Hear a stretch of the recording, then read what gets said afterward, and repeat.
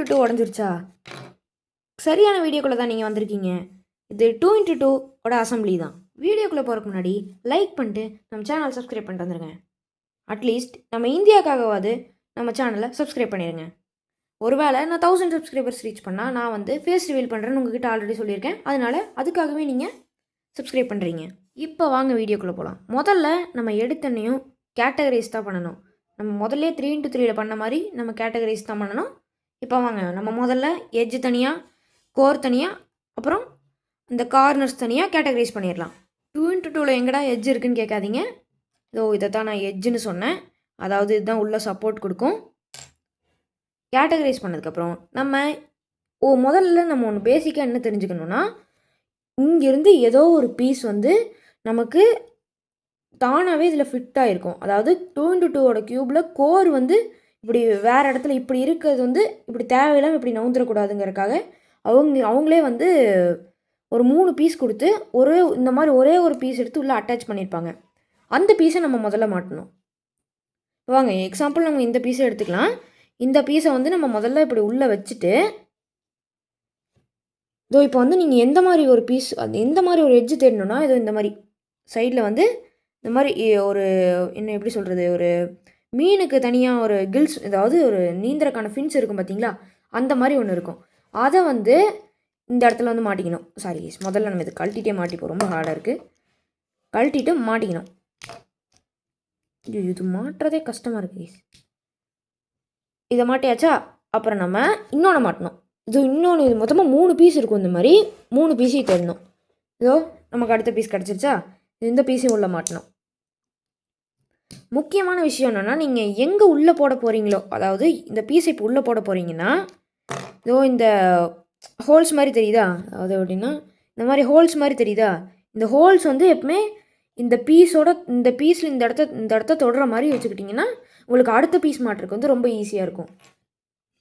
இப்போ நம்ம இந்த மாதிரி 2 ஃபின்ஸ் இருக்கிற பீஸை வந்து நம்ம இந்த இடத்துல மாட்டினதுக்கப்புறம் நம்ம இந்த அட்டாச் ஆகிருக்க பீஸை வந்து நம்ம இந்த இடத்துல உள்ளே வச்சுட்டு அடுத்த பீஸை தேடணும்.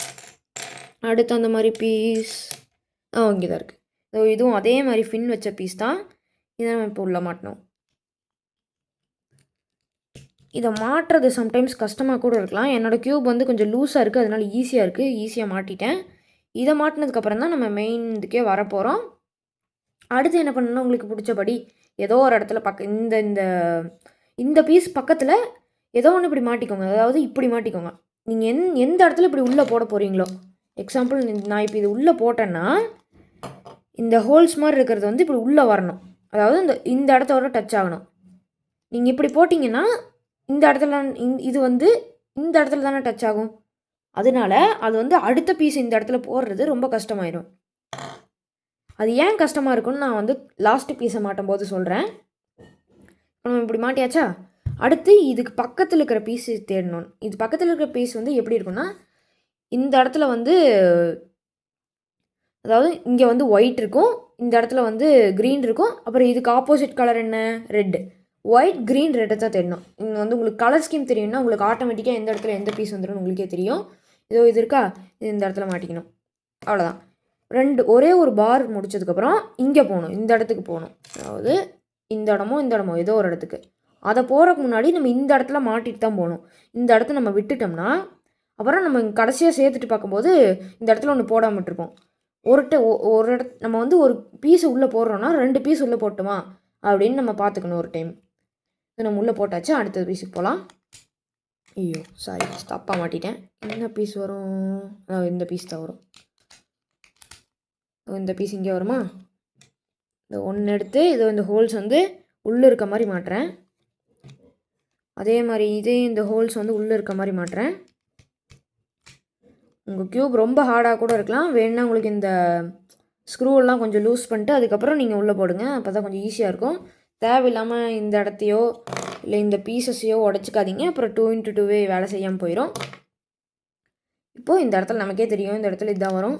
இந்த இடத்துல போட்டு, அதாவது இந்த ஒரு லேயரை முடிச்சோன்னே நம்ம ஒரே ஒரு இந்த எட்ஜு தான் போட போகிறோம். லேயர் முடிக்கிற வரைக்கும் எல்லாத்துக்கும் 2 போட்டோம். இப்போ வந்து நம்ம ஒன்று தான் போடுறோம். அவ்வளோதான். இது போட்டதுக்கப்புறம் பார்த்தீங்கன்னா இந்த இடத்துல இந்த ஹோல்ஸ் இல்லாமல் வந்துருச்சா? அடுத்து நம்ம ஏதோ மேல் லேயர் போகலாம். இந்த மேல் லேயர் என்ன வரும்னு உங்களுக்கே தெரியும். அடியில் என்ன கலர் வந்திருக்கோ மேலே அந்த கலர் தான் வரும். அப்படி போட்டு ஒரு இது வந்து இந்த பக்கம் இப்படி தெரிகிற மாதிரி, அதாவது இந்த ஹோல்ஸ் இல்லாத மாதிரி இந்த இடத்துல வச்சுட்டு இந்த இடத்துலையும் ஹோல்ஸ் இல்லாத மாதிரி வச்சிடணும். இதோ அடுத்த பீஸ் இன்சர்ட் பண்ணியாச்சு கைஸ். இன்னும் நீங்கள் அதாவது கொஞ்சம் பேர் வந்து லைக் பண்ணாமல் தான் பார்த்துட்டு இருப்பீங்க. தயவு செஞ்சு லைக் பண்ணிட்டு பாருங்கள். இதோ இந்த இடத்துலையும் வச்சாச்சு. அடுத்து லாஸ்ட் பார் போகிறதுக்கு முன்னாடி ஒரு முக்கியமான விஷயத்த தெரிஞ்சுக்கணும். அதாவது என்னென்னா, லாஸ்ட் பார் வந்து இன்சர்ட் பண்ணுறது ரொம்ப ரொம்ப ரொம்ப கொஞ்சம் ஹார்டாக இருக்கும். என்ன லூஸான க்யூபாக இருந்தாலும் அது மட்டும் நீங்கள் கடைசியாக இப்படி இந்த ரொம்ப ஸ்மூத்தாக இருக்க சர்ஃபேஸ் வந்து வெளியே இருக்க மாதிரி பார்த்துக்கோங்க. உங்களுக்கே தெரியும் இது ரொம்ப ஸ்மூத்தாக இருக்கா, அது அப்படியே வெளியே இருக்க மாதிரி பார்த்துக்கோங்க. இப்போ நான் எக்ஸாம்பிள் வந்து என்ன பண்ணுறேன்னா, இது உள்ளே மாட்டிடுறேன். இப்படி உள்ளே மாட்டிட்டு நான் அந்த ரஃப்பாக இருக்க சர்ஃபேஸை வெளியே போடுறேன். அதை போடுறேன்னு வச்சுக்கோங்க. இப்படி போட்டேன்னா உள்ளே நம்ம அடுத்த பீஸை விடுறது ரொம்ப கஷ்டமாக இருக்கும்.